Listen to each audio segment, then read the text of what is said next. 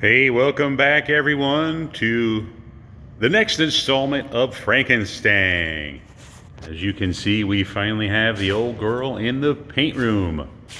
And it looks like, with a little bit of tack cloth and whatnot, probably tomorrow. It's getting pretty late in the day here. We want to start fresh. We will go ahead and repaint the old girl. As I mentioned before, we originally planned on stripping the entire car to bare metal, but due to budget constraints, we could not do so. I will get through the jams here and at least paint the jams real nice for them. We'll go through and get all this done. A little bit more masking to do, not much. But as you can see, it's pretty much ready to go. Got to clean up the door hinges a little bit more. Gonna paint all that. Got the trunk right here. She's looking good. Hopefully the paint goes well.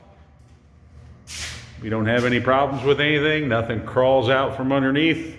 I did not paint this car the last time, so I do not know what type of material is on it. I just know there's clear coat. So hopefully that's a good thing. But as I said, just want to give you a quick update, show you where we're at. She's all ready to go. And once we get all this done, we'll get all the miscellaneous pieces in here and we'll paint all of them. Normally on a color like this, I do like to paint the entire thing at one time. But again, because we're not going that extra step, there's more hours involved to prep the car to paint everything at one time.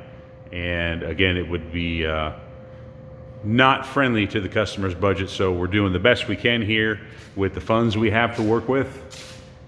Overall, I'm pretty sure it's still going to be a pretty nice looking car. Way better than when it came in here. But as always, like and subscribe.